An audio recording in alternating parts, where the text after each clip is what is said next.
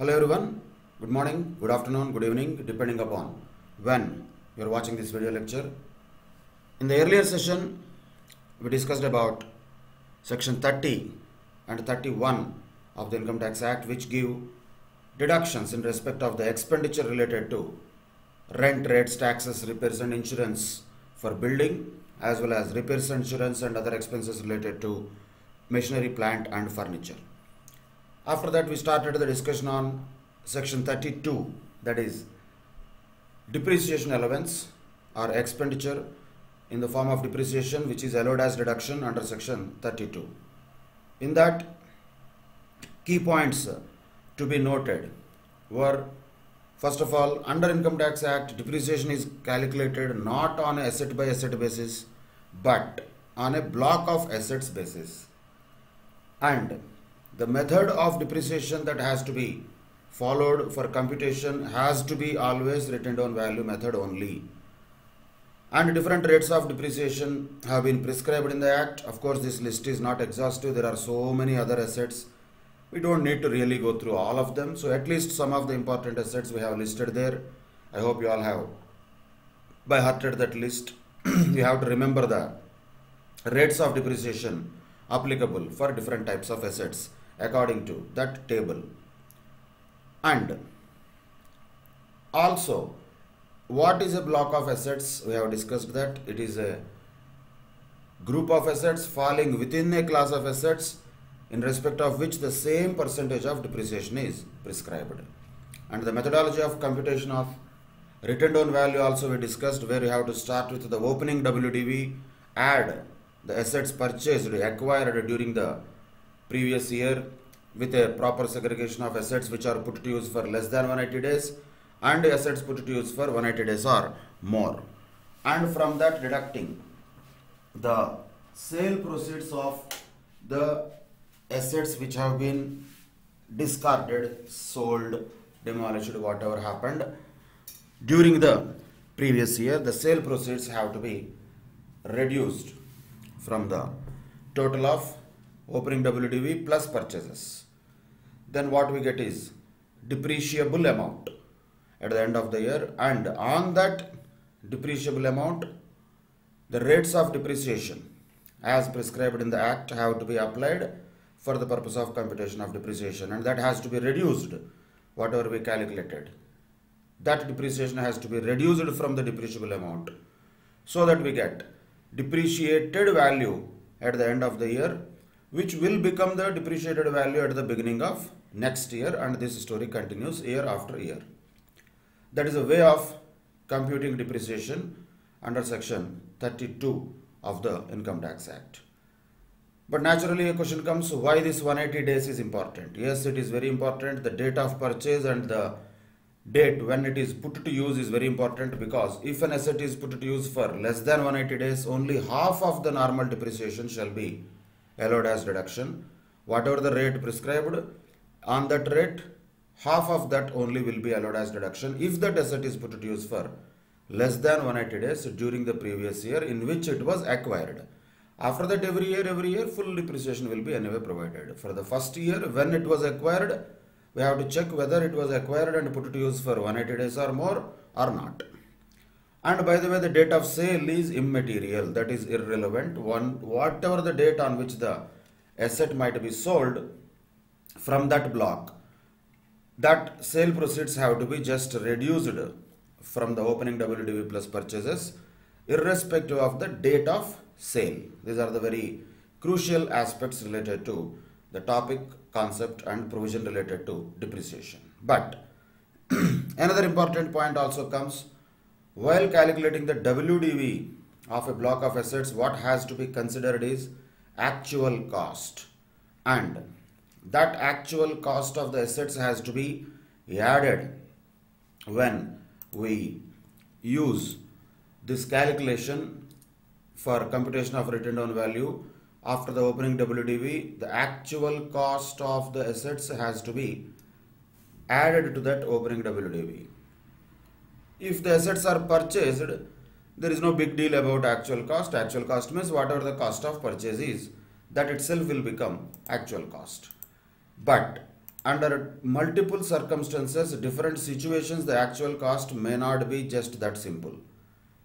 Each of them is a unique scenario.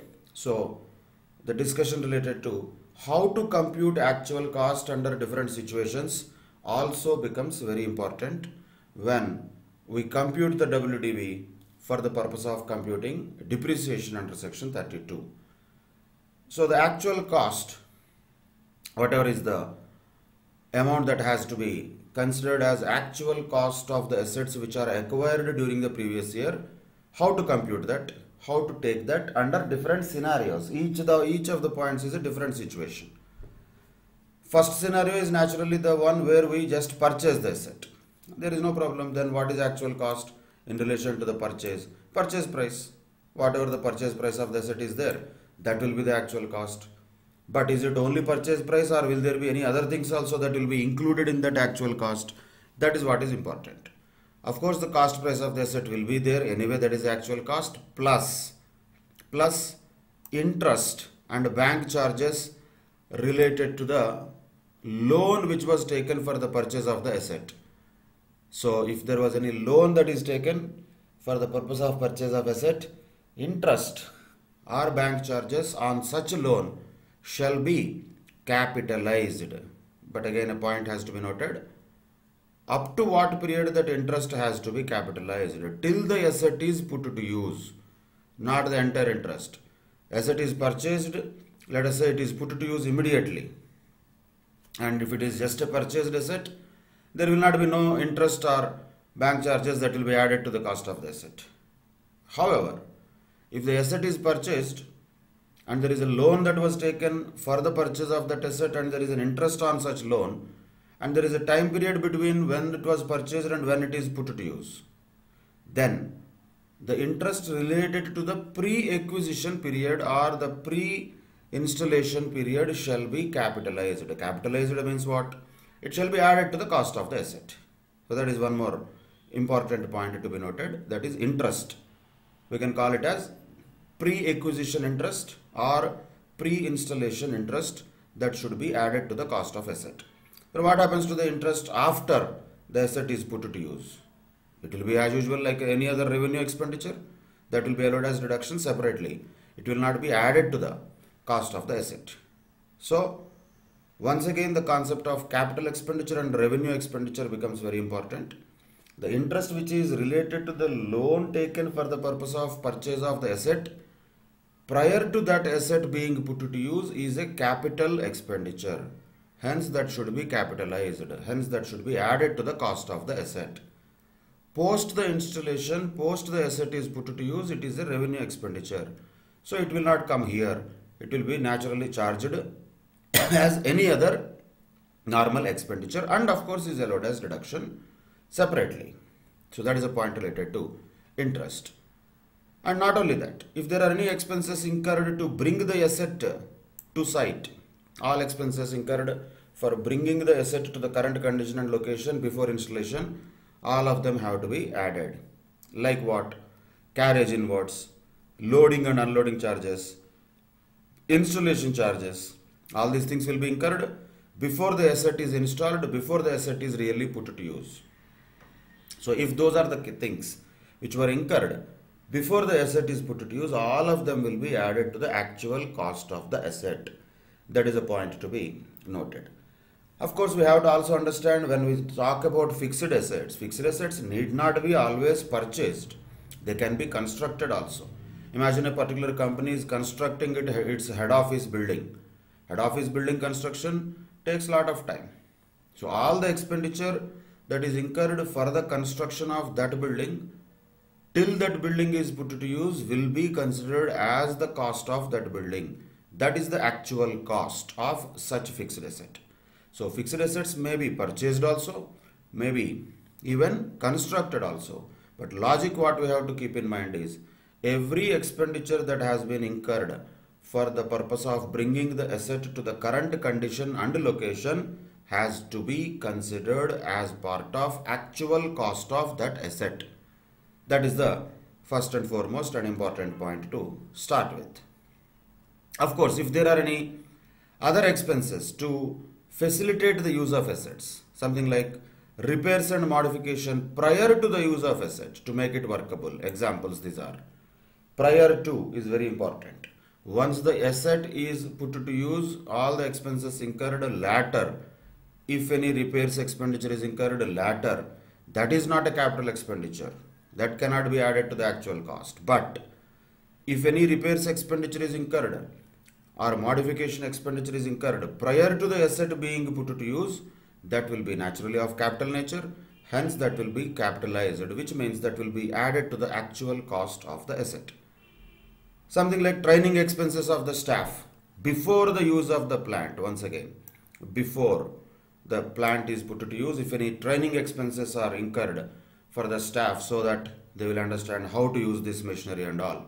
If any such expenses are incurred, those can be capitalized also. Those can be added to the cost of the asset.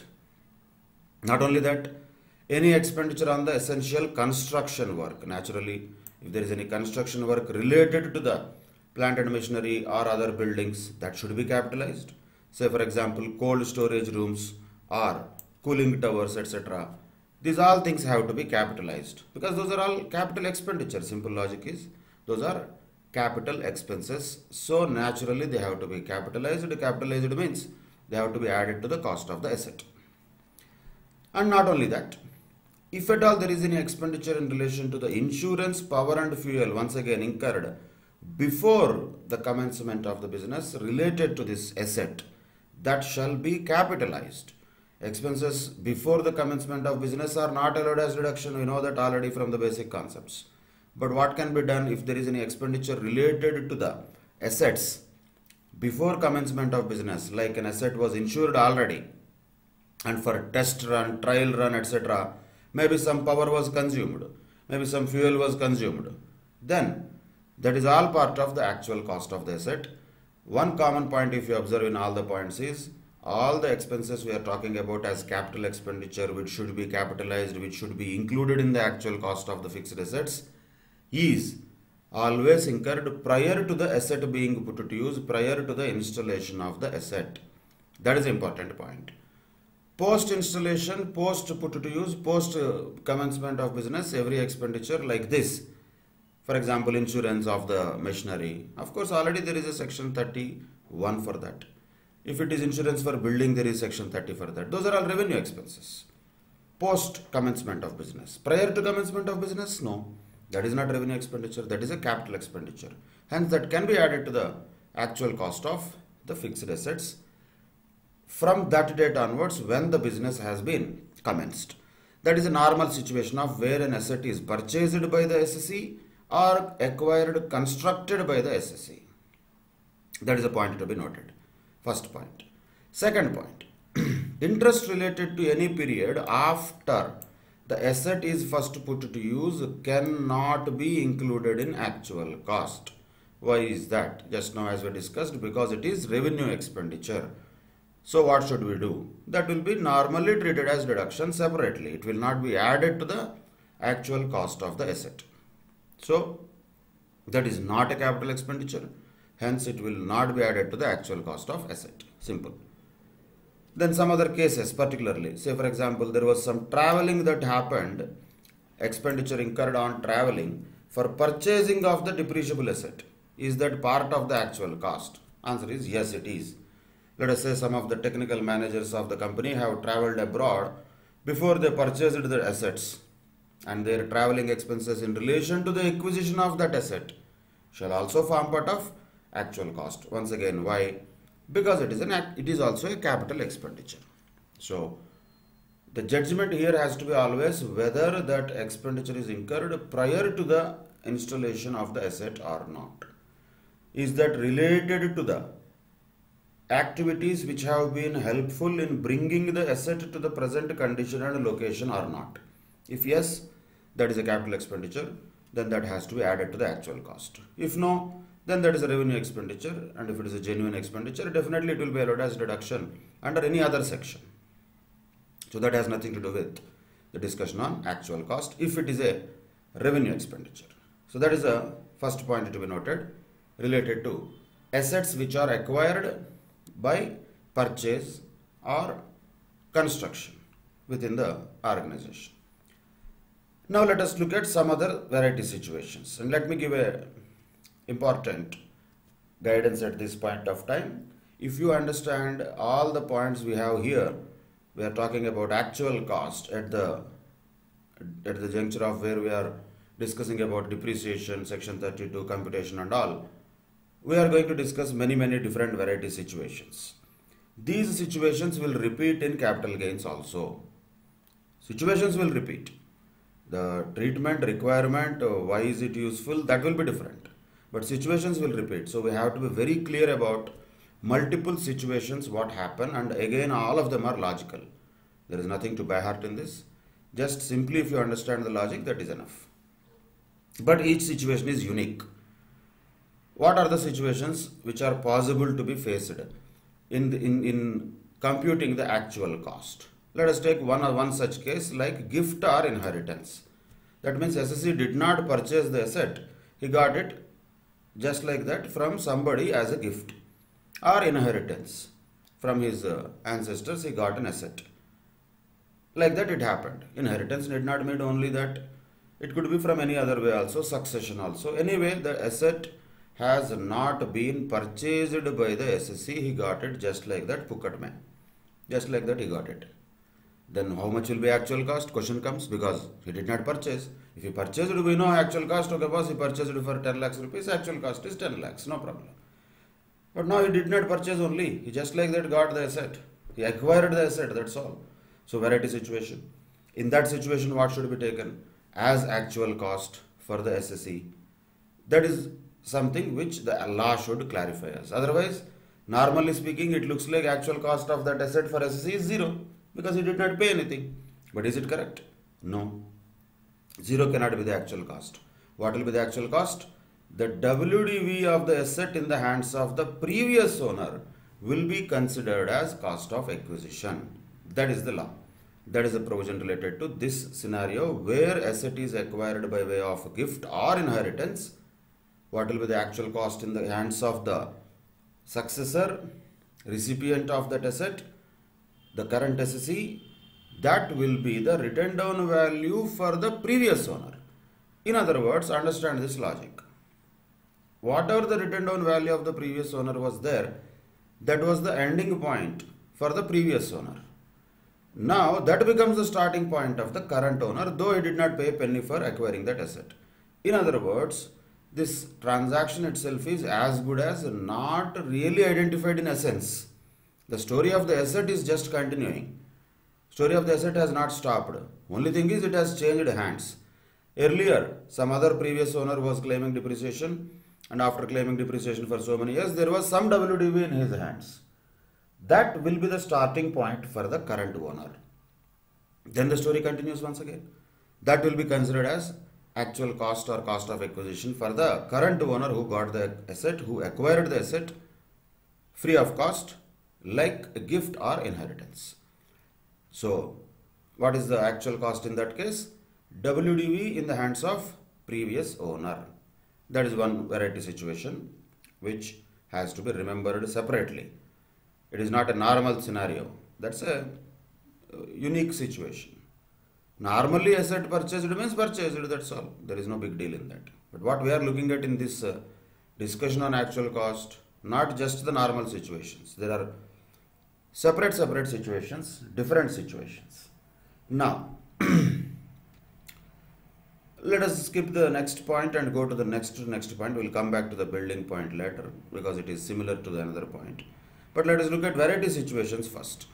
Let us say if an asset is acquired from a 100% subsidiary company or from a 100% holding company, means the SSC is either the 100% subsidiary company or 100% holding company of some other company from which the SSC has acquired the asset. Then, what should be the actual cost for the SSC? SSC is naturally the transferee of the asset. Somebody has transferred the asset to the transferee, and whatever the price at which they might have transferred, we don't care. We will say what is the actual cost for the transferee is the WDV in the hands of transferor. In other words, once again, the story will continue.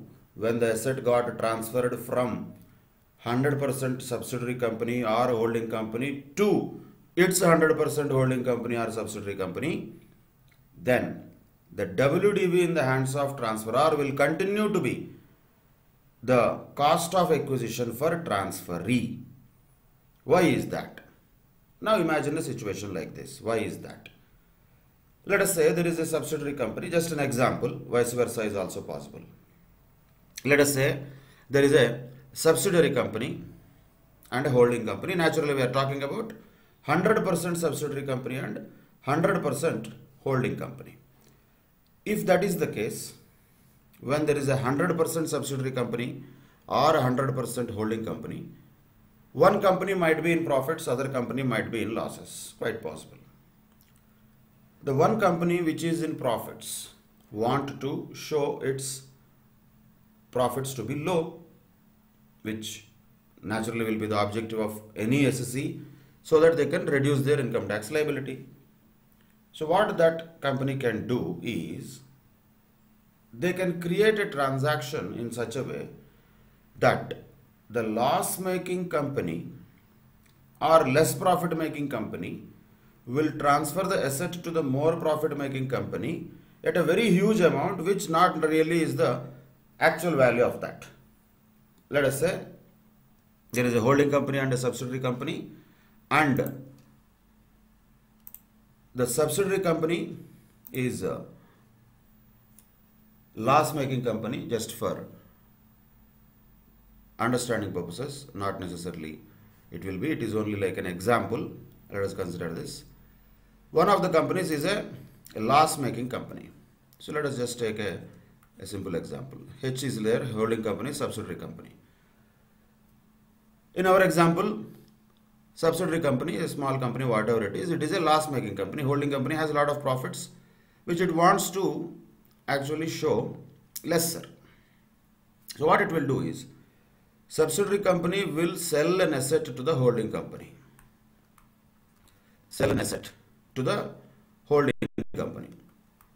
So normally speaking, let us say that written down value of the asset in the books of subsidiary company is, say, only 10 crores rupees.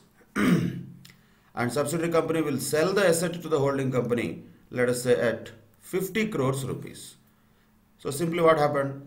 Holding company acquired this asset, and what will be the cost of acquisition according to them? It will be 50 crores, and it will provide depreciation on 50 crores. Whereas it was supposed to provide depreciation only on 10 crores if it was originally the real value of the asset according to the books of subsidiary company. But if this provision is not there, this is not going to happen, what we are discussing, because the provision is there. The provision exactly is aiming to restrict such tax evading plans. If this provision is not there, this is what people will do.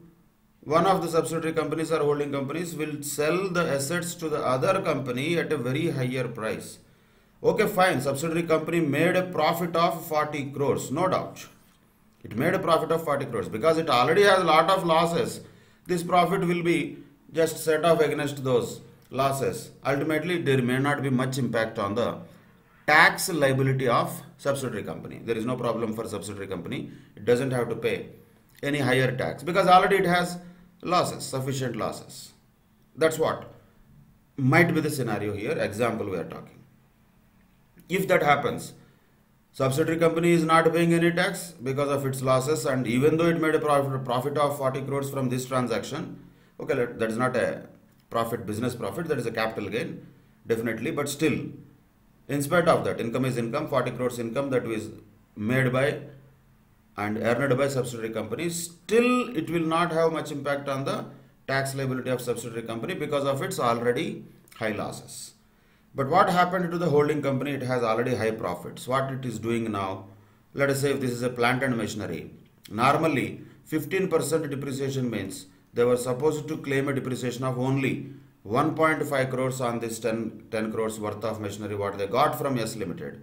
But now 15% of 50 crores, around 7.5 crores depreciation they will claim. 7.5 crores of depreciation they are claiming. That means they can reduce their income by 6 crores.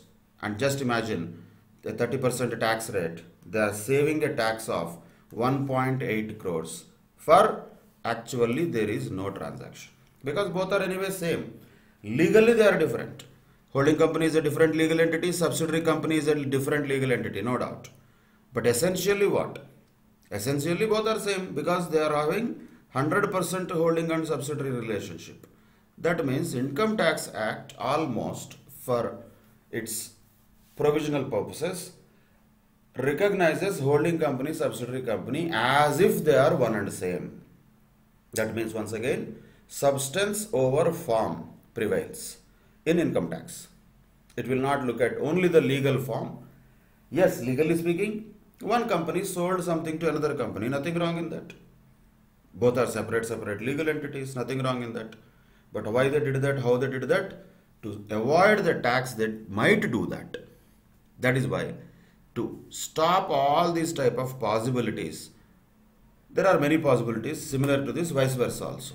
But in order to stop such possibilities, what the Income Tax Act prescribes is, if there is any asset that is acquired from a 100% subsidiary company or a holding company, what is the actual cost of acquisition? We don't care. It may be less also, more also, high also, low also, doesn't matter. Automatically, whatever the retained on value in the hands of the transferor, that becomes the cost of acquisition for transferee. Which means in our example, H Limited being the transferee cannot say its cost of acquisition is 50 crores. Whatever the original written down value in the hands of transferor, that is S Limited, which was 10 crores, that will be considered as the cost of acquisition of H Limited. That is a starting point for H Limited. Of course, on that it can only claim a depreciation of 15%, let us say, for machinery, 1.5 crores. It cannot claim 7.5 crores. No benefit of 6 crores lesser income. No benefit of 1.8 crores tax saving. All these things are just ruled out because of this provision. So, this 40 crores profit and all also illogical. There is nothing. Whatever they have that happened, that is different. But we are not talking about the capital gains. If they say this, even then, it is actually the worst case. Let us say, if they really say that S Limited has sold an asset to H Limited, then on one hand, H Limited has to record it at 10 crores only. It cannot record it at 50 crores. On other hand, S Limited will have to have a capital gain of 40 crores because it is telling that it has sold for 50 crores. Worth 10 crores asset is sold for 50 crores means 40 crores capital gains is there. On one hand, taxability is there, but on the other hand, higher amount of cost of acquisition is not possible. That is why this all transaction nobody will do. I am not telling that it will happen. Why they will not do like this? Because of that provision. So while learning the provisions, sometimes, particularly from now onwards, PGBP, etc., we have to also keep in mind what would have happened if the provision is not there. Then we can understand the provision easily. If this provision was not there, people would have told that, oh, we purchased the asset at a very high cost and I am providing lot of depreciation. But from whom you purchased it, sir? From their own subsidiary company and holding company. That means it is as good as a fake transaction. So Income Tax Act will not tell all this logic, why and all. Simply it says the provision. Intention of the statute is not something that statute will tell. That is something that we have to understand. But what does the statute say? If there is any asset acquired from a 100% subsidiary company or holding company, then the written down value in the hands of the transferor will continue to be the cost of acquisition for the transferee. Dot. That's it. That is one more scenario other than normal acquisition. Normal purchase is anyway there, and gift and inheritance is one scenario. Transfer of assets between subsidiary company and holding company is another scenario. That has to be also remembered and understood very well, because as I told, these all points will come once again in capital gains. Again and again we cannot discuss what is the transaction. Provision we can discuss. But why is that logic? Logic and all will be known only once. So what is the logic here? Effectively, the Income Tax Act is almost ignoring any transaction actually between subsidiary company and holding company if they are 100% related with each other. They are considering, the Income Tax Act is almost assuming that both are one and the same. It is not telling us, but indirectly that's what it is expressing. So that's what the essence we have to understand and remember for future purposes also. Now another scenario, actually two scenarios. These are also important. We will definitely have some more situations like this in capital gains once again. What if an asset is acquired in a scheme of amalgamation or demerger, and the asset is acquired by whom? By an Indian company. Then what happens? Then also the same logic. What is the cost of acquisition for the transferee? Who is the transferee here? Indian company.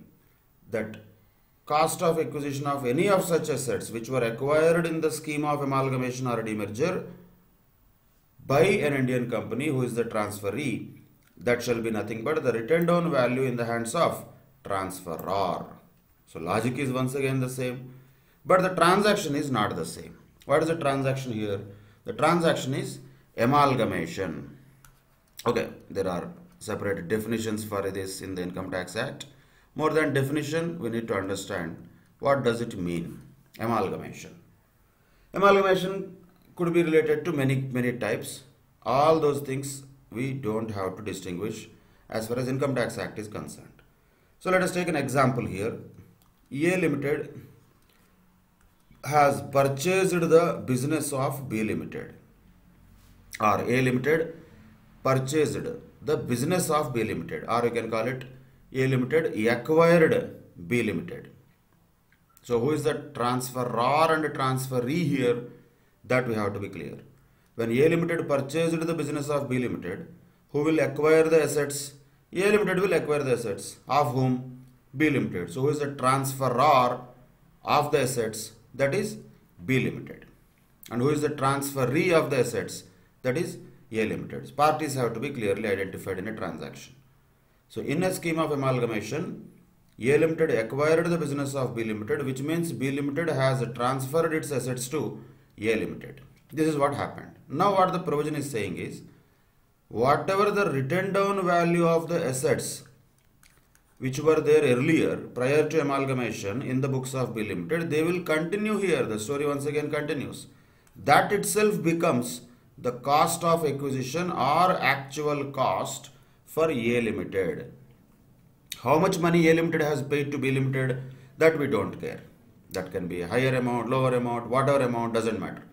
Maybe that is paid for all the assets put together one by one, doesn't matter. All those things do not matter. If there is an amalgamation, if one company acquires the business of another company and the other company B Limited transfers the assets to A Limited. So B Limited is transferor, A Limited is transferee in this example. Then the assets which are acquired by A Limited by virtue of amalgamation will be having a actual cost which is equivalent to written down value of the same assets in the books of transferor, that is B Limited. That has to be understood very clearly. That is a transaction of amalgamation. But here also there is a transferor and a transferee. Always we have to identify who is who and what is happening. The transaction has to be clear. What is happening?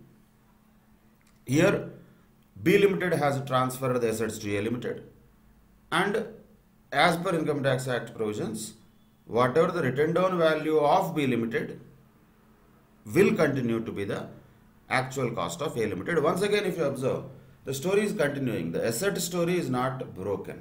That is just continuing. Where the story closed for B Limited, before amalgamation it got closed. And what was the closing? WDV. Where the story starts for A Limited, once it got the assets acquired from B Limited. But what is the starting point? Actual cost. But what is the actual cost? No difference. Where the story ended for B Limited, that is where the story starts for A Limited also. That is what actual cost means in case of amalgamation when there is a transferor and a transferee in a situation of amalgamation. Now let us understand another word which has also been given here, that is demerger. Demerger. Demerger means what? Demerger, the latest example, the biggest example, the most active example can be easily taken. Let us say this is Reliance Industries Limited, the big company. You all know that I am talking about Mukesh Ambani's biggest company and one of the topmost companies in India. Definitely, market capitalization wise, also almost number one. Sometimes it goes to 1, 2, 3 like that. But definitely one of the biggest companies of India is Reliance Industries Limited. We know that. Now what happened is, this is really what happened recently, that is demerger. Demerger means when there is a big company like that, a piece of that company will be taken out. A piece of that company is going to be taken out. And what is that piece? Now, that piece in this example is Jio. So, Reliance Industries will continue. And this piece is now separate. And this piece, we can call this as Jio. And this is a real story. So, from the Reliance Industries Limited, Jio has been separated. So, what do we call this? Demerger. It's like a piece of cake. A big cake is there. In that, one small piece has been separated. And now Reliance Industries Limited, Jio Platforms Limited, these are the two companies. These are two separate companies or not? Yes, legally they are two separate companies. And while doing so, while doing this demerger transaction, what is this piece of cake coming out? How it will come out? That is nothing but the assets and liabilities related to the Jio, which were earlier part of the entire Reliance Industries Limited. Now taken out means Jio will have its own assets and liabilities. Forget about liabilities, we are not interested in them because we are talking about depreciation. So does Jio have assets now? Of course, yes. Jio have assets. Question is, how can it claim depreciation on those assets? Did it purchase from Reliance Industries Limited or did it just got the assets from Reliance Industries? It just got it. It did not purchase. So question comes, how to calculate depreciation? Answer is very simple. There is no complication, no need to break our heads. Where the story stopped earlier, it will start now for Jio. In other words, what was the written down value of these assets when they were earlier in the balance sheet of Reliance Industries Limited? When they were earlier in the balance sheet of Reliance Industries Limited, what were the written down value of these assets? Same thing will continue to be the cost of acquisition for Jio. This is an example which happened actually, so I am taking that. Not that these all assets and all exactly will happen similar way. So demerger is nothing but a big company is there and a small piece of that company will be separated. That's all. So this will be a separate company, let us say. Now A will be a new company, this is another company, this is another company. Two companies are separate now. That is called demerger. Amalgamation is different. In case of amalgamation, A Limited is different company, B Limited is a different company. Both are not same. But in case of demerger, before demerger both are same. After demerger, now they got separated. Now A Limited is different, B Limited is different. And assets, let us say, transferred from A Limited to B Limited in this case. In this case, who is transferor? A Limited. Who is transferee? B Limited. And what will be the cost of acquisition for transferee? No difference. Whatever the written down value of those assets in the books of transferor prior to the demerger will be the cost of acquisition for transferee after the demerger also. That is another transaction which we have to understand and remember. As I said, those will be very important even in capital gains. So, transfer of assets by a 100% subsidiary to 100% holding or vice versa. Assets acquired by way of gift or inheritance. Assets acquired by way of amalgamation or demerger. What is the common point in all of them? Common point is whoever the transferee is in all cases, whatever the price that transferee may have paid or may not have paid, irrespective of that, the written down value in the hands of the previous owner itself will continue to be the cost of acquisition for the current owner. That is a common logic between All the three cases, the thread of logic is same. Situation and transactions are only different. If you understand the thread of logic, that is enough.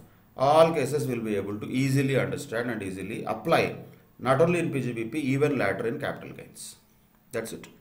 That is three different points which are related with each other, we can say, when we discuss about actual cost of the assets. Now let us look at a special case which we have left behind. Building. It is highlighted, underlined, so it has to be understood. Very important point. Only for building. So far all the other things are applicable for any asset. This actual cost discussion what we are doing is applicable for any asset. But this point what we are going to discuss now is only applicable for building. This is the point we are talking about. And what is the scenario here? What happened? What is the situation? Understand the situation. What happened is a building was there which was previously used for personal purposes. Originally there is a building. This is the story. Somebody has a building. He has been using that building for personal purposes for some years. But later, after some time, that was brought to the business use. So, imagine somebody has a building, has been using it for personal purposes as a house for a long time. After some time, let us say he has converted that building which he earlier used for personal purposes now into business use. Let us say he started a practice as a chartered accountant or a doctor or a lawyer or whatever other business purposes. A residential building originally which was used for personal purposes now has been brought into business. Then can he claim depreciation on this building now onwards where he has been using it now for business purposes? Of course, yes. Any building which is used for business purposes definitely can be eligible for depreciation. There is no problem in that. That can be claimed. Depreciation can be claimed on the building. That's not a problem if it is used for business purposes. But question is, did the business purchase that building? No. It is just the same building. Earlier it was used for personal purposes. Now just it was converted for business purposes. If a building is used for personal purposes, there is no concept of depreciation at all. Actually, that goes into income from house property as good as a self-occupied property. But now since it is converted into a business building, it is eligible for depreciation. But the question is on what amount? That is the question. On what amount? This is the amount which is prescribed by the Income Tax Act. What is that? Actual cost of the building as reduced by notional depreciation. That becomes the cost of acquisition of that building now when it is brought into business use. What is that? Actual cost of the building as reduced by notional depreciation. Not real, notional depreciation. Applying the rate applicable as on the date of such conversion. Which rate we have to apply? Not when the building was originally purchased. When the building was converted now into business use, whatever the rate applicable, that rate has to be applied once again as if the building was used for current purposes from the very beginning. Each point is important. So earlier the building was used for personal purposes. Now it is converted to business use. For understanding how much is the cost of acquisition or actual cost of such building, we need to take first of all originally, go back to flashback and see what was the original cost of the building when it was purchased or constructed or acquired. Then year after year reduce the notional depreciation. Then whatever the written down value that results in, that becomes the actual cost of that asset now. In other words, notional WDV of the building will become the cost of the building. That's what will happen. So we have to calculate a notional WDV. But while calculating notional WDV, care has to be taken. We need to apply which rates? The rates which are applicable at the time of conversion of that asset. Maybe for example, building was acquired 10 years back.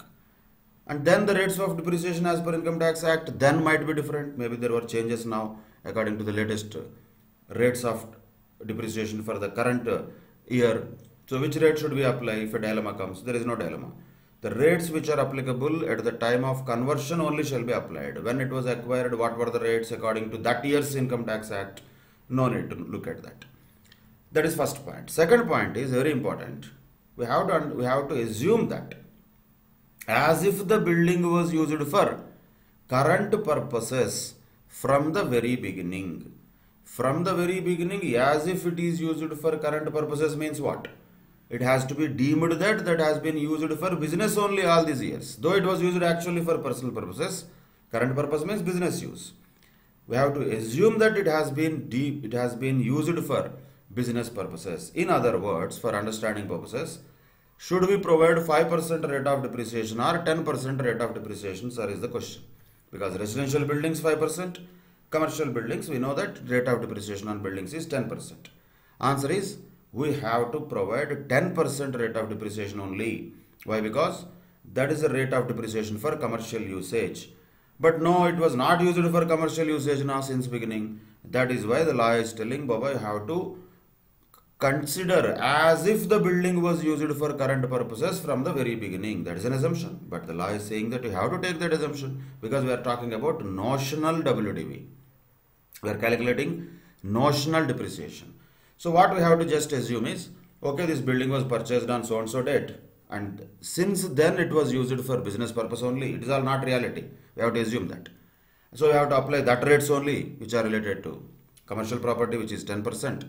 And for 4 years, 5 years, 6 years, whatever the number of years that has been used, we have to calculate notional depreciation, WDV, again depreciation, WDV, again depreciation, WDV. Like that for years and years together we have to do this. Whatever finally that remains, that is the notional WDV of that building at the time of conversion. That will be starting point for the business.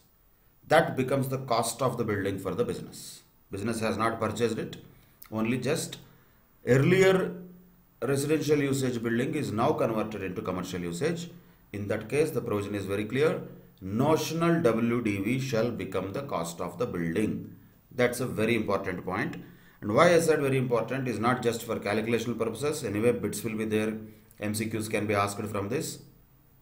It is also very important because this provision is applicable only for building.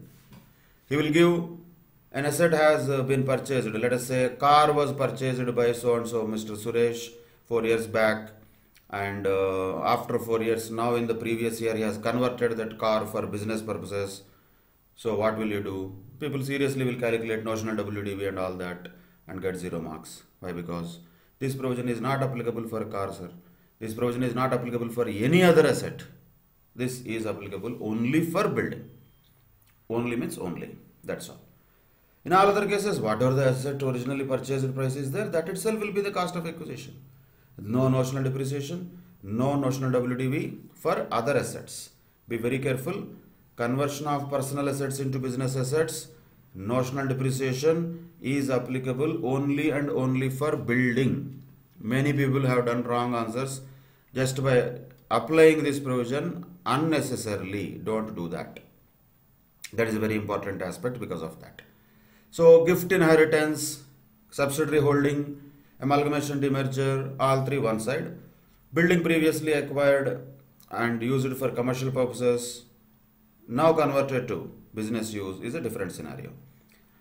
Then a similar scenario is there for another point also. So we can combine these 2 points after this building thing. For example, let us say an asset is brought into India by a non-resident. Asset is brought into India by a non-resident. Once again, the asset was used earlier somewhere outside India. Let us say doctor is there, has been practicing somewhere in US.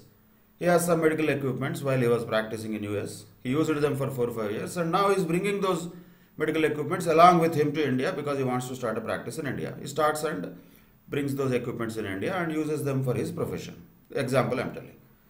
But he did not purchase them now, right? He purchased them long back. So question comes, story though started in India now only, but assets were not purchased now. What should be the actual cost of those assets? Yes, what should be the actual cost? That should be original cost, what are the paid for purchasing those assets in other country, as reduced by notional depreciation as if the asset has been used in India since its original acquisition. Once again, same concept of notional depreciation will apply. So he purchased 4 years back medical equipment. Let us say that equipment is eligible for so and so percentage of depreciation in India, we have to assume that as if the asset has been used in India for all these years, starting from the original cost of the asset, we have to reduce depreciation each year, again WDV, again depreciation, again WDV, like this. Whatever the notional WDV now, when that asset is brought into India, before that asset is brought into India, that becomes the cost of acquisition of that asset for the current previous year. Then the story continues. Up to now, it was notional depreciation. For the purpose of computing the cost of acquisition, for the purpose of computing actual cost, we did that notional depreciation. But now onwards, because the asset is in India and anyway is using that for his business or profession, story continues.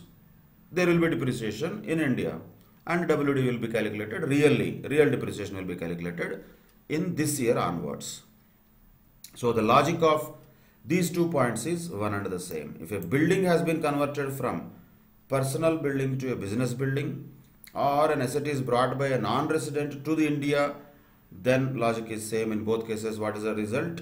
Notional WDV has to be calculated by deducting notional depreciation from the original cost of that asset. That's it.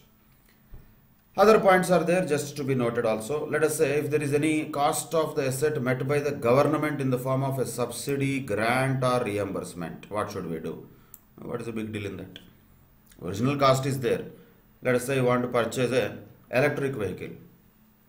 Say one electric vehicle has to be purchased. Let us say government is giving some 10,000 rupees subsidy. Original cost of the vehicle is, let us say, 80,000. Government bears 10,000 rupees. Means effectively what is your cost? 70,000. That's all. Doesn't require any big provision. Simply whatever that subsidy, grant or reimbursement is, that shall be deducted from the cost.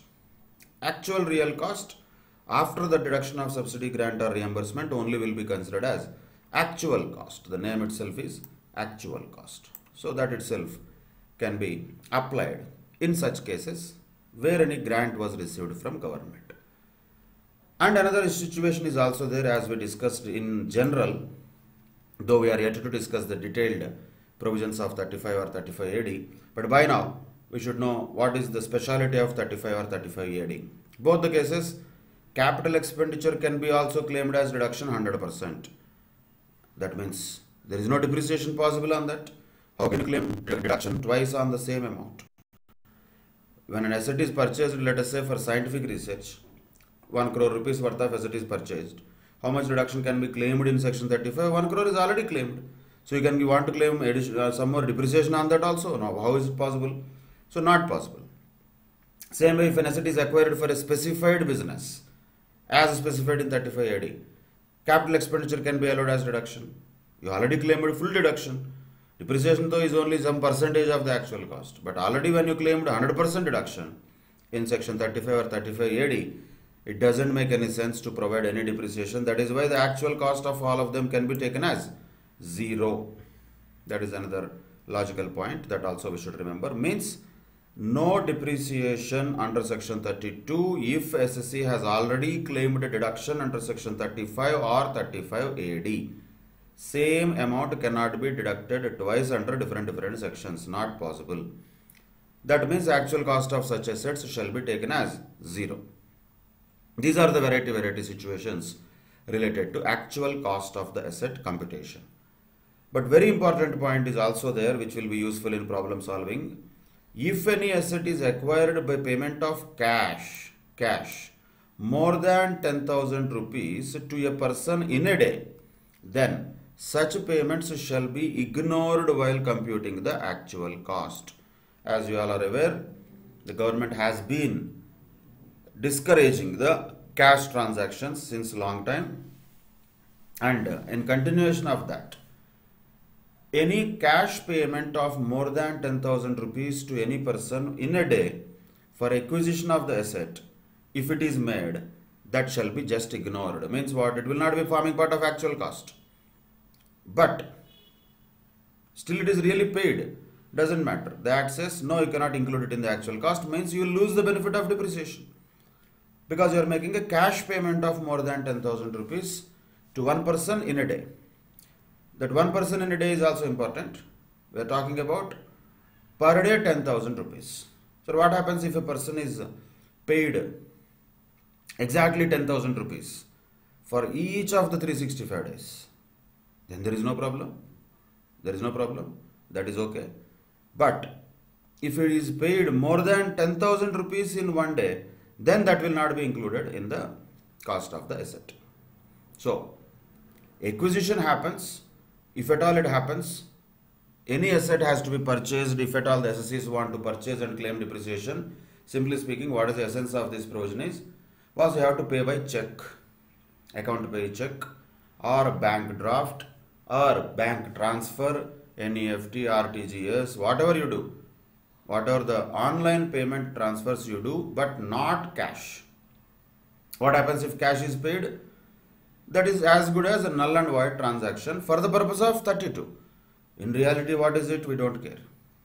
32 just says, ignore that transaction. We don't give you facility of depreciation on that. If that amount exceeds 10,000 rupees to one person per day, if the payments are made in cash more than 10,000 rupees, then such amounts should be ignored while computing the actual cost. Means they are not eligible for depreciation at all.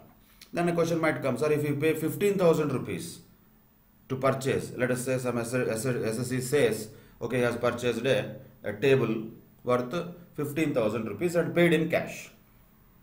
Same day, one person, he has paid in cash 15,000 rupees. Can he claim depreciation on that as furniture? He purchased a table. Answer is no. Can he claim depreciation on 5,000? No. Can he claim depreciation on 10,000? No. On how much amount he can claim depreciation? 0. Because this 10,000 is again not for calculation, it is only a condition. If the SSC pays 10,000 rupees, more than 10,000 rupees in any day to one person for the purchase of acquisition of asset, then such transaction itself is as good as not valid for purpose of 32.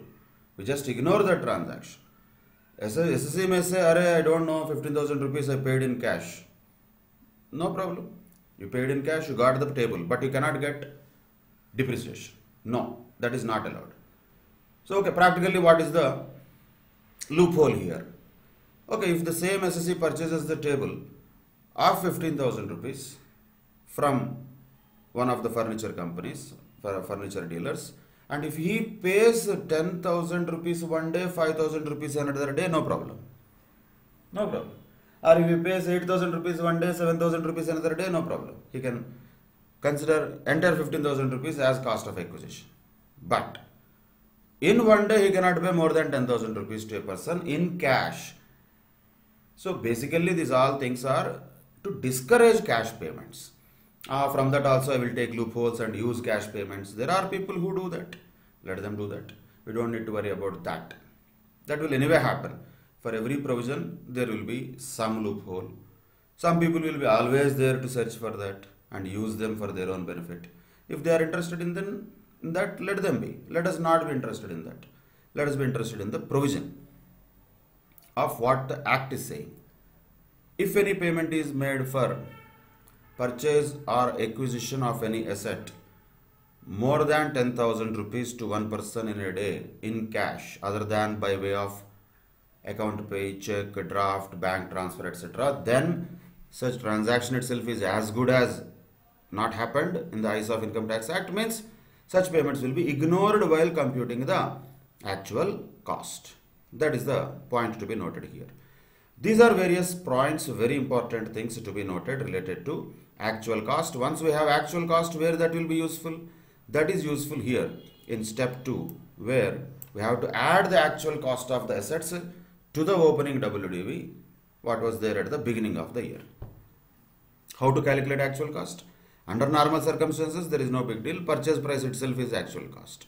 Under variety circumstances like gift, like inheritance, like a transfer between holding and subsidiary company, like amalgamation, like demerger, or somebody converted building into from personal property to a commercial property, or somebody from abroad came to India, while coming he brought some assets. All these are variety cases. In all variety cases, how to compute the actual cost is a very important aspect. And the cash payments of more than 10,000 rupees are not to be included in the actual cost also is a very, very important point to be noted and remembered. Now let us move on to the types of depreciation, which is normal and additional depreciation. See, normal depreciation, when we are talking about depreciation, normally whatever is what we are talking so far is normal depreciation. So what is normal depreciation? How to calculate? The written down value of the block of the assets that was calculated here at the end of the year, that is the written down value at the end of the year, multiply with the applicable rate of depreciation. Of course, full rate if it is put to use for 180 days or more, half rate if it is put to use for less than 180 days, then you get depreciation allowance normally. But one more point to be noted, very important point and exceptions to this rule. Depreciation is not allowable in the following cases. When?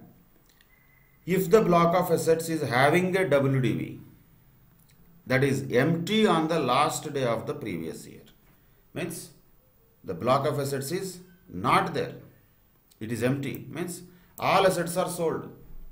All assets are sold and there is WDV, but that block of assets is not having any value and there is no ending value that is there. In other words, all assets are sold but there is still WDV of the block. How is that possible? So we need to take these things separately. Let us say there is a block of assets, whatever it is, the block of assets is there. There is an opening WDV of say 10 lakhs rupees and assets purchased during the period are 2 lakhs rupees and all assets are sold. All assets are sold for say 8 lakhs. So what is the closing WDV? Is there a WDV first of all? Yes. 10 plus 2 minus 8, that is 4. There is WDV. As far as just numerical computations is concerned, there is WDV. But is the block there? No. Block is empty.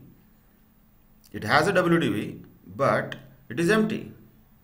So what happens? Can we say we will provide depreciation on this 4 lakhs? Absolutely rubbish, because there is no asset there. When there is no asset, how can you provide depreciation? Doesn't make sense. So what will arise there? In this case, there is no depreciation. No depreciation. Now the capital gains will start. Short-term capital loss will arise. What happens there? Reverse calculation will happen. First of all, how much is the sale proceeds? 8 lakhs. How much is the total of these two? 12 lakhs. That means 4 lakhs of loss is there. Means opening WDV plus purchases 12 lakhs. Worth of assets are sold for 8 lakhs only. Profit or loss? Loss. And what type of loss that is? Short-term capital loss. And one more point to be noted. In case of depreciable assets, the gain or loss, whatever it may be, in relation to the capital gain or loss, it will be always short-term. Always. Short-term only will be there. So when we say gain also, we will say short-term capital gain. When we say loss also, we say capital loss, that is short-term capital loss. That is the first scenario where the short-term capital loss will arise. Where a block of assets has a WDV, just like some positive amount is there, but actually that block is empty. Means there is no asset at all. All assets are sold already. Then what will arise? Definitely short-term capital loss will arise. Let us take another scenario.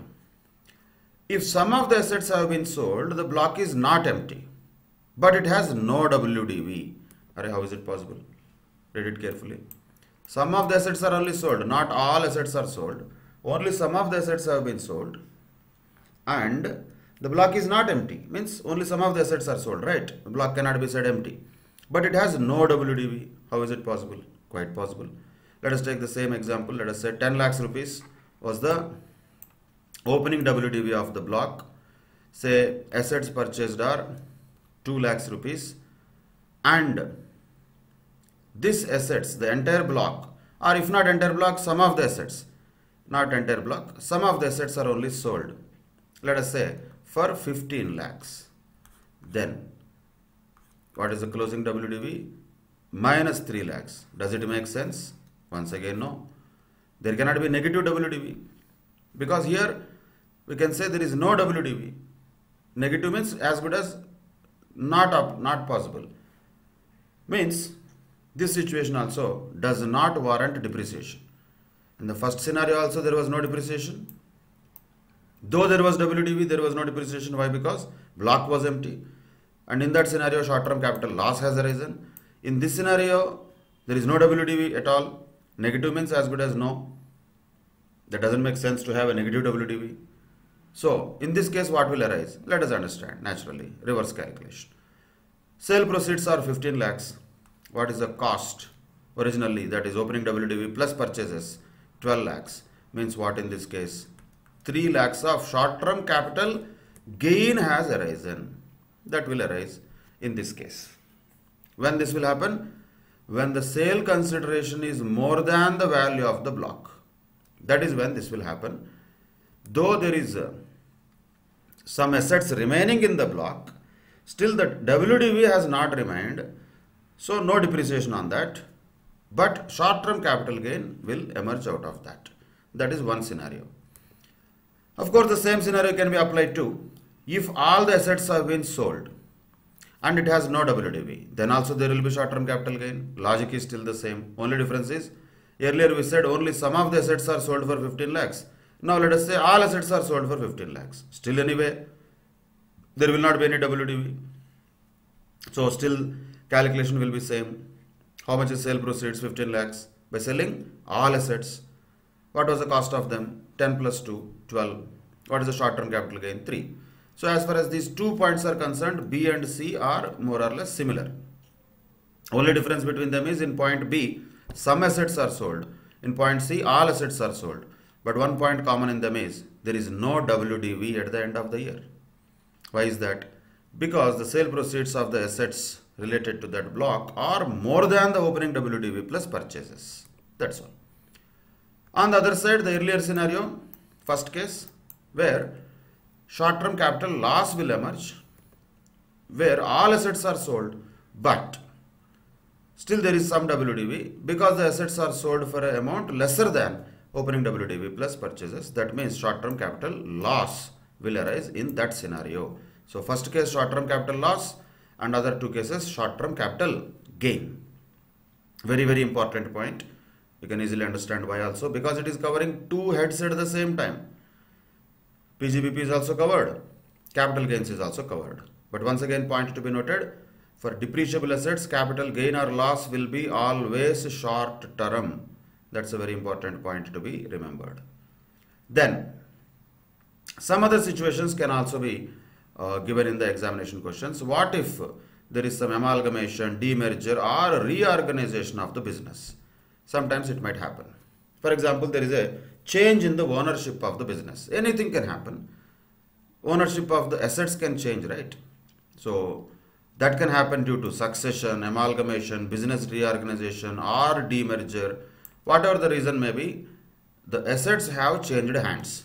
In other words, for certain part of the year, one SSC has used them. For another part of the year, another SSC has used them. So question will arise definitely. How to calculate depreciation? Who can claim depreciation? Is it the transferor or a transferee? Of course, both can claim. But on what basis? On the ratio of number of days. So first thing first, what we have to do is, first we have to calculate depreciation as if nothing has happened. No amalgamation, no succession, no demerger, no conversion. Let us say private company converted into LLP, LLP converted into private company, sole proprietorship converted into company. Anything can happen. First we have to calculate depreciation as if nothing happened. Just normally we have to just compute depreciation as if nothing has happened. After calculating the depreciation, we have to apportion such depreciation between the predecessor and successor in the ratio of number of days. That is very, very important point also. Questions will be asked in that context as well. That is in case of business reorganization, amalgamation, demerger, for succession, any way, whatever the reason may be, asset has changed the hands in the year, then who will claim depreciation, how much? The predecessor also will be able to claim, successor also will be able to claim depending upon the ratio of number of days they have used it. That's it. And as we already discussed earlier, depreciation is mandatory, it is not optional. SSC cannot say, I don't want to claim depreciation. He has to claim. It is a benefit to the SSC, and you are not giving a choice to the SSC also. Yes, that is a variety. This is the only place where Income Tax Act is giving a benefit to the SSCs by force. All other cases, it will impose on the SSCs some burden, not benefit. But this section gives benefit to the SSC by force. If somebody SSC says, I don't want to claim depreciation, Income Tax Act says, Baba, it is not optional. You have to claim it. You have to. Irrespective of the fact whether the SSC claims it or not, depreciation is mandatory. Without this, the return will not be accepted. If there is depreciation, if there are assets naturally, then only. That is a very important point also. But anyway, not helpful for us, only for reality. That could be relevant. Now coming to the another very crucial provision related to depreciation is additional depreciation. You don't need to remember all those subsections, subclasses and all. Just as an extension of section 32 only, additional depreciation can be claimed by certain types of SSCs. Which type of SSCs? Condition number 1. First of all, the SSC who wants to claim additional depreciation must be engaged in manufacture or production of any article or thing, or in the business of generation, transmission or distribution of power. So power companies, electricity companies, here any company, generation, transmission, distribution of power companies can claim additional depreciation. And for that matter, any other SSC who is in the manufacturing or production business of any article or thing, they can claim this. Means service sector and all, they cannot claim additional depreciation. Only manufacturing organizations will be able to claim additional depreciation. Power, electricity companies also can claim additional depreciation. That is first condition number 1. We can call it eligibility. Second, what should be done by the SSC? SSC should have installed new plant and machinery. New is important, not second hand. New means not second hand plant and machinery. New plant and machinery, that too where? In factory during the previous year. Factory in the sense, don't take it too literally. Workplace, wherever the operations will actually happen. That is the place where the SSC should have installed a new plant and machinery. Production place, workplace we can call it. Plant you can call it. So that is the condition number 2. Very important condition, because every word is important. New is important. Plant and machinery is also important. That means furniture and all are not eligible for additional depreciation. Only plant or machinery is eligible. Buildings are not eligible. Only plant or machinery is eligible. That is very clear from the condition itself. And imagine plant and machinery is installed at somewhere in office. That is also not eligible. It has to be installed at the factory where the production actually happens, actual operations happen. There new machinery has to be installed. Purchased and installed naturally. And naturally it should be an eligible plant and machinery. The question comes, sir, what is eligible plant and machinery?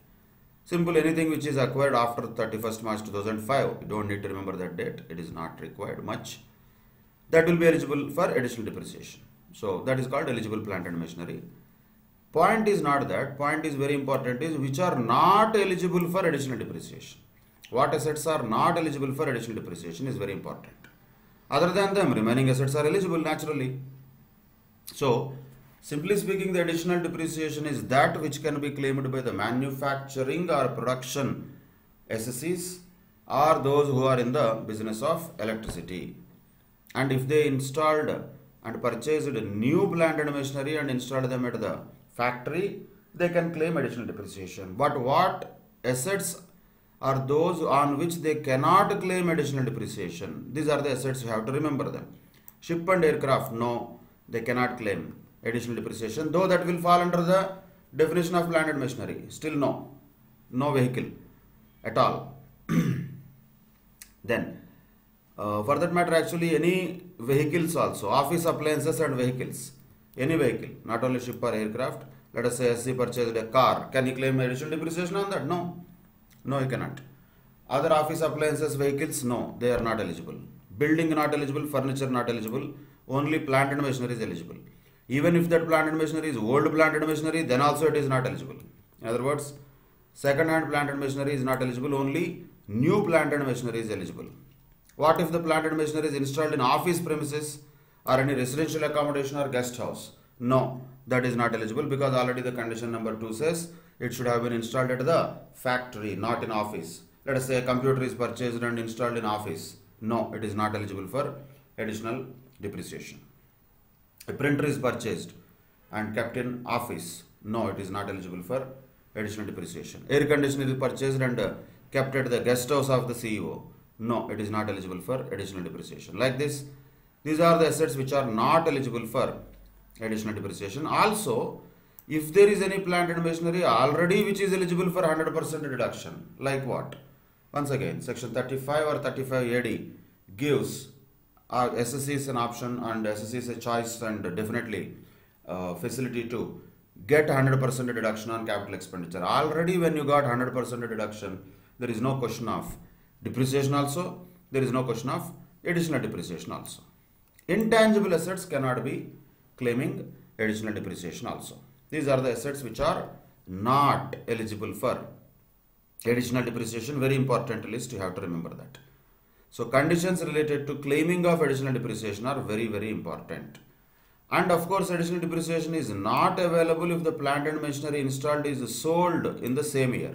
That means it is purchased also, sold also. No, then additional depreciation will not be available on that. And additional depreciation shall not be allowed even if, shall be allowed even if the block has a nil or a negative value. That is also another important point. Shall be allowed. Because additional depreciation is given as an incentive for promoting companies, organizations to buy new plant and machinery, to install new plant and machinery, so that naturally when there is a new plant, new machinery and etc. like that, that will generate more employment, more manufacturing will happen. To encourage the manufacturing sector, additional depreciation is given. So the point is, even though the WDV at the end of the year has a nil value or negative value, there may not be any original depreciation, but that will not stop additional depreciation. The amount of new plant and machinery which was purchased during the year shall still be allowed for additional depreciation. That is a variety point also to be remembered. And if the asset is purchased and sold in the same year, then definitely no additional depreciation will be available on such assets. Very, very important provision. After the normal depreciation, everything related to additional depreciation also shall be remembered very thoroughly. Thoroughness is what is required. What assets are eligible, what conditions should be satisfied, what assets are not eligible also has to be very clearly remembered. Then naturally another situation comes, what if the asset is put to use for less than 180 days?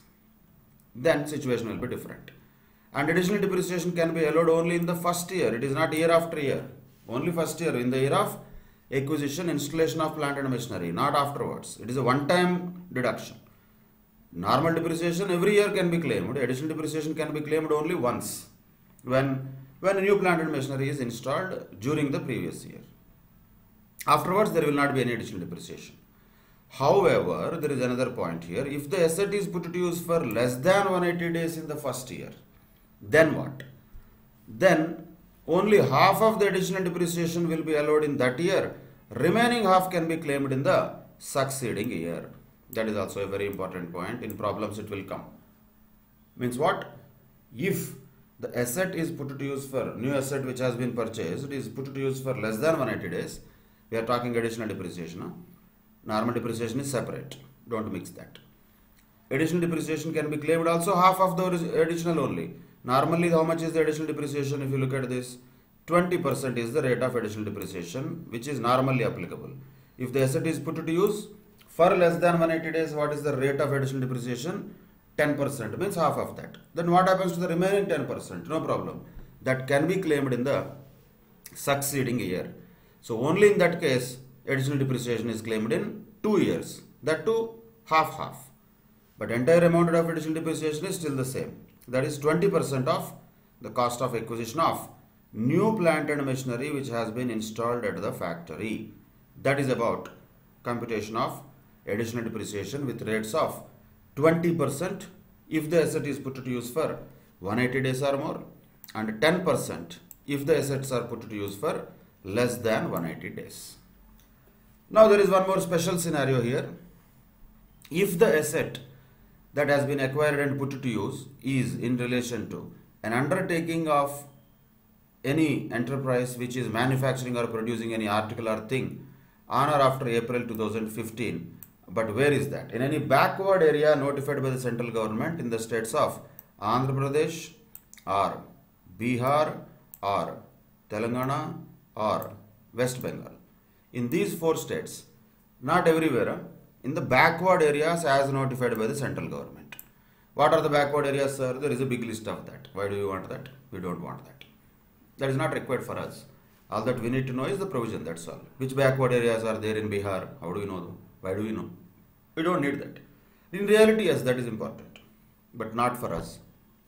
But for us, what is important is if the new assets which have been purchased in respect of plant and machinery is that which is purchased on after 1/4/2015, and that to where that machinery is installed in the 4 states, backward areas of 4 states. What 4 states? Andhra Pradesh, Telangana, Bihar and West Bengal. Then the additional depreciation rates will be different. Instead of 20%, additional depreciation will be 35% or 17.5%. Why? If the asset is put to use for less than 180 days in the first year of acquisition, then 17.5% in that year, remaining 17.5% in the next year can be claimed as additional depreciation. By the way, this is instead of 20%, not in addition to 20%. Be very clear. Instead of 20%. So instead of 20%, if the SSC has started any business or installed any new plant and machinery in the 4 states backward areas, additional depreciation that you can claim will be 35%. But can we assume that SC was in Telangana backward areas and all? No, we cannot assume that. It has to be given in the question. If nothing is given, additional depreciation is normally 20% or 10% as the case may be. Normal depreciation, how much will that be? Of course, that is different. That depends upon the type of the asset according to this table that you should have already remembered very well. These are the various provisions related to computation of depreciation by taking computation of written down value first. For that, we need actual cost. Then once you calculate normal depreciation, if eligible, SC can claim additional depreciation also. Normal depreciation is mandatory. Everybody can claim. Actually, everybody should claim. Additional depreciation, everybody cannot claim. That can be claimed only if the conditions are satisfied as prescribed in the Act. These are the various provisions. Let us solve some of the questions quickly related to depreciation, and some more questions we can solve in the next session also. Look at this first question as an example. Mr. X is a proprietor engaged in manufacturing business. So we have to read the question carefully. Manufacturing itself means what? We have to keep in mind he is eligible for additional depreciation also. That is first thing. Now, opening WDV of the plant and machinery at the beginning of the year is 30 lakhs. New plant and machinery purchased and put to use on 8th June 2019 is 20 lakhs. Immediately our brain should think, is that put to use for more than 180 days or less than 180 days? During the previous year, naturally. When it was put to use on June, definitely it is put to use for more than 180 days. What about the asset new plant and machinery? New plant and machinery. New plant and machinery.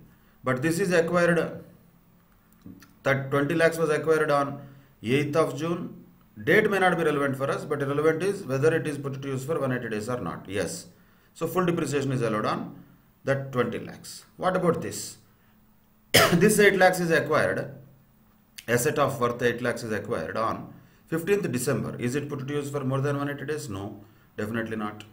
December means hardly 15, 16 more days, and after that 3 months. So definitely less than 180 days. So this is more than 180 days category.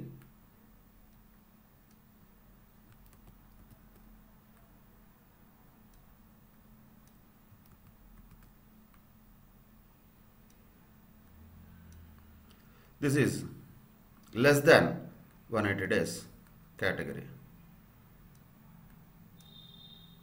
That has to be first identified from the question. Then it says computer installed in the office premises on 2/1/2020. Once again, this is also less than 180 days category. So these are the three types of assets which were acquired during the previous year. Compute the amount of depreciation and additional depreciation as per the Income Tax Act 1961 for the assessment year 2021. Assume that all assets were purchased by way of account pay check. If it is not given also, we have to assume that only. But it is very clearly given, which means there is no disallowance. 10,000 rupees, more than that paid in cash should be ignored. All those things are not applicable. SC is following the law very well and is paying all the assets by account pay check. So let us understand one by one. We can do it in different ways in presentation. I am only telling the calculation. How can this be calculated, the depreciation originally? First of all, depreciation has to be calculated on the closing WDV. So if the question also asks what is the WDV at the end of the year, then we have to have the same format that we had earlier. That is like what? Opening WDV, add additions during the year, purchases, deduct sale proceeds, then there is closing WDV. On that we have to calculate depreciation, deduct that also, then we will get WDV, which is depreciated amount at the end of the year. But that is not asked in this question. So let us consider this as only a computational question. Opening WDV is there, 30 lakhs. On that, how much rate of depreciation can be applied? We are talking plant and machinery, right? Plant and machinery means normally 15%. So calculate that and keep it aside. I am talking about normal depreciation. So normal depreciation how much? 30 lakhs into 15%, that is 4,50,000. Keep it aside.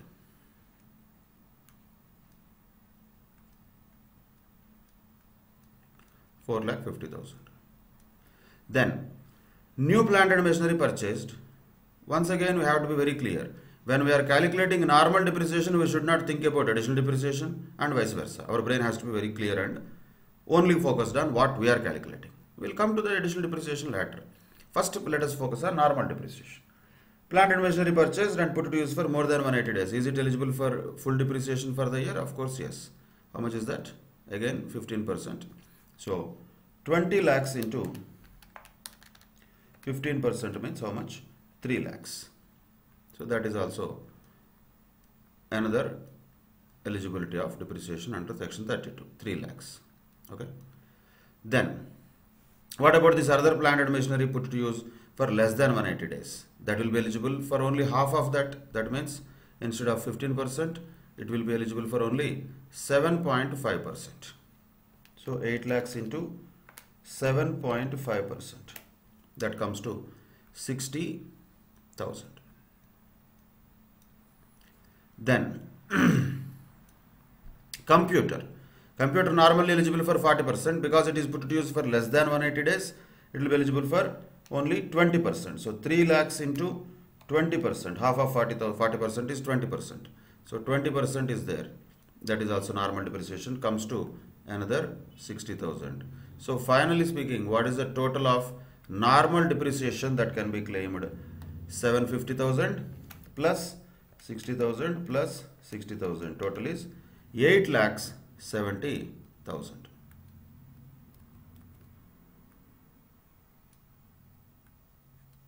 Let us say 8.7 lakhs.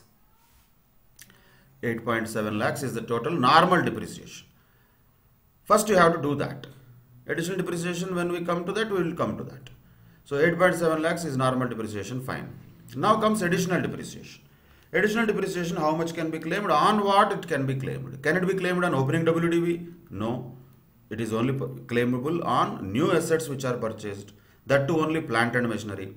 So can it be claimed on computer installed in office premises? No. This is also not eligible for additional depreciation, though it is eligible for normal depreciation. So what are the only two things which are eligible for additional depreciation? One is this 20 lakhs. The other one is this 8 lakhs. But rate of additional depreciation For this 20 lakh asset will be 20% because it is put to use for more than 180 days. Rate of depreciation, additional depreciation on this new plant and machinery which is put to use for less than 180 days will be only 10%. So do the calculation simply. 20 lakhs into 20% plus 8 lakhs into 10%. That is the additional depreciation. That comes to 4.8 lakhs. 4 lakhs 80,000. That is 4.8 lakhs. So what is the total depreciation that can be claimed by the SSC during the previous year? 13.5 lakhs. That is the final answer for this question. What was the question? Amount of depreciation and additional depreciation that can be claimed by the SSC. Answer is 13.5 lakhs. That's it. That is the answer for one of the examples given in the ICI material. Then another question also is there, like let us say Gopi, carrying on a business as a proprietor, converted the same business into a limited company by names of Gopi Pipes Private Limited, whatever it is. From which date? From 1/7/2019. The details of the assets are given below. What are the details of the asset? Block 1 is there, which is having a written down value of 15% rate of plant and machinery naturally. That is opening WDV on 1/4/2019. Amount is 12 lakhs. Block 2 has an opening WDV of 25 lakhs, which is buildings with a rate of depreciation of 10%. The company Gopi Pipes Private Limited acquired plant and machinery in December 2019 for 10 lakhs rupees. It has been doing the business from 1/7/2019. That is when the new organization has been formed. So there is a predecessor Gopi, successor Gopi Pipes Private Limited. Compute the quantum of depreciation to be claimed by the predecessor Mr. Gopi and the successor Gopi Pipes Private Limited for the assessment year 2021. Assume that plant and machinery were purchased by way of account pay check, and also it is given that ignore additional depreciation. Ignore means ignore, that's all. We don't know what is that Gopi Pipes Private Limited, what do they do and all. Not necessary to assume anything. If it is given clearly in the question, then yes, otherwise no. In the earlier question, it was clearly given. Mr. X is engaged in manufacturing business. So there is additional depreciation eligibility.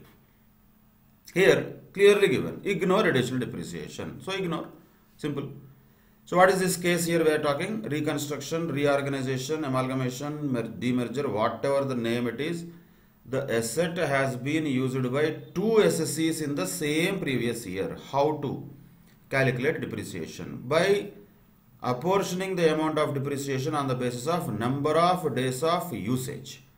But once again, point has to be noted here, this 10 lakhs rupees which was purchased by the company, will Gopi also be able to claim depreciation on that? No. How can it be?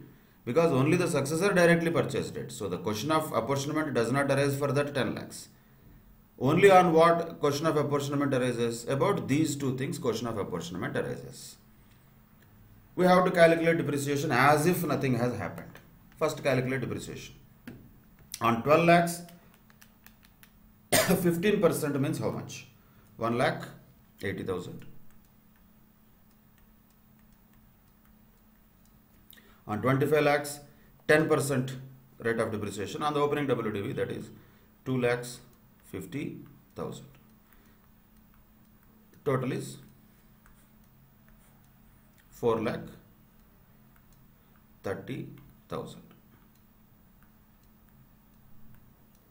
Okay. This has to be split between two people, Gopi and Gopi Pipes Private Limited. On what basis is the question? Law clearly said on the basis of number of days of usage. So we have to split the number of days of usage. Up to 30th June, Gopi used it.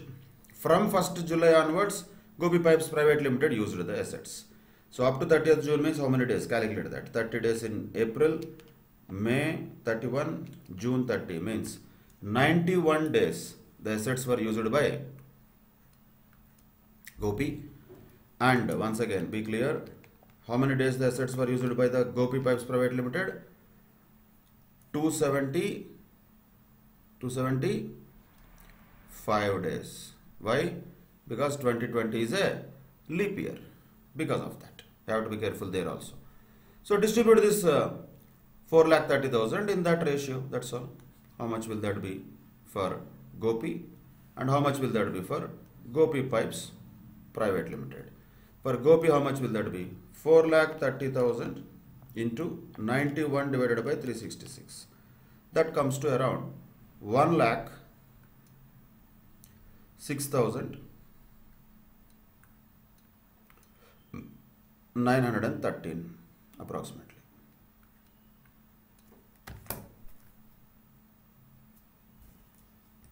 1,06,913. You don't need to do that separately. 1,06,913, if you reduce it from 4,30,000, automatically how much depreciation can be claimed by the Gopi Pipes Private Limited? That will be 3,23,087. That is the distribution. But is this the total depreciation that can be claimed by Gopi Pipes Private Limited? No, because it has purchased 10 lakhs rupees worth of machinery in December. That will be eligible for 7.5% depreciation, which means 75,000. Why 7.5%? Because it was put to use for less than 180 days. So how much will be the total depreciation that can be claimed by Gopi Pipes Private Limited? 323,087 plus 75,000 means 3,98,087. That is Gopi Pipes Private Limited depreciation, because it has purchased something else during the year also, which is also eligible for depreciation. But since it is purchased in December and put to use for less than 180 days, only 7.5% on 10 lakhs will be eligible. Anyway, I said ignore additional depreciation, don't worry about that. So the total depreciation that can be claimed by Gopi Pipes Private Limited is 398,087, and that can be claimed by Gopi is 106,913. That is the final answer for this question. These type of questions can very well be asked in the examination, even as a 2 marks MCQ also, one of them, or 4 marks, 5 marks, small questions. Earlier it was asked for 4 marks. Many times similar questions were asked. Predecessor, successor type of questions are quite popular in CA exams. First question was a standard question for understanding the value of or valuation or computation of depreciation. That is also a possible examination question. As I said earlier, depreciation is the topic where questions can come exclusively on this. There may be a question on PGBP, entire chapter also anyway. On top of that, there can be questions exclusively on depreciation also. That is why this provision of section 32 is very, very important. With that, we can conclude today's session, and in the next session, we will continue this problem solving related to section 32. Some more questions and problems we will solve for understanding of application of this section 32, and then we will move on to other sections also after section 32, which is related to section 35. We will discuss those things in the next class. Till then, take care. Bye bye. Thank you very much.